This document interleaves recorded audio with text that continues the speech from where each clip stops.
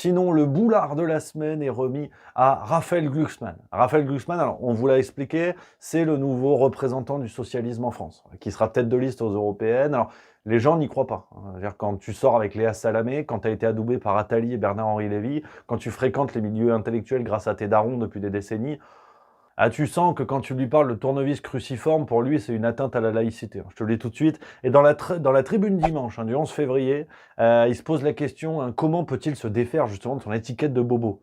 Et c'est vrai que ça fait pas peuple, je vous le disais, l'article nous le rappelle. Il est le compagnon de la journaliste Léa Salamé, et son cercle proche compte le réalisateur Michel Hazanavicius ou l'intellectuel Bernard-Henri Lévy. Déjà foutu, quoi.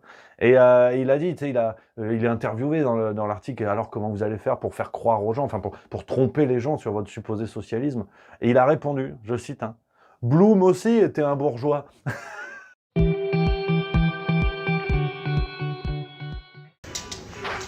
je ma vie, là.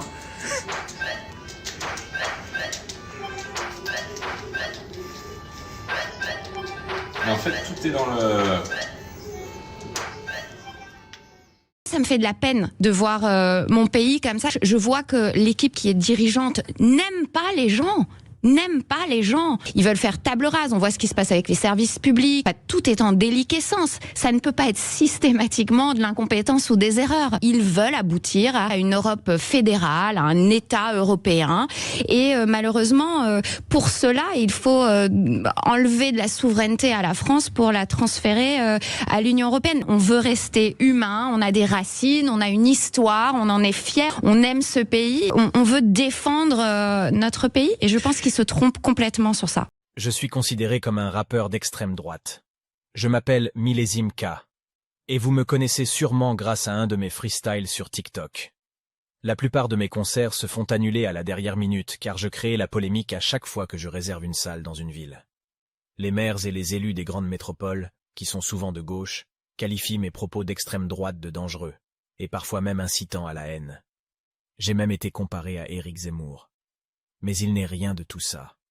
Je ne rentre pas dans les codes parce que je dénonce des choses qu'aucun artiste ne dit en public, et que je pose souvent avec le drapeau français. Ce qui ne devrait même pas faire scandale. Beaucoup approuvent ce que je dis, mais se cachent pour ne pas avoir de problème. Pourtant, je n'estime pas tenir de propos révoltants ou choquants. Je tiens aux valeurs de la France et à ses traditions.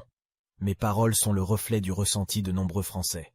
Je fais du rap de patriote, et je veux simplement voir s'il en reste encore en France ou non.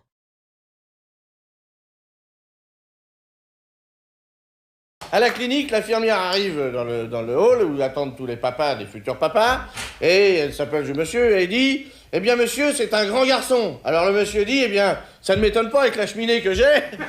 Alors l'infirmière a dit « Ben justement, il faudrait peut-être la faire ramoner, l'enfant est noir ».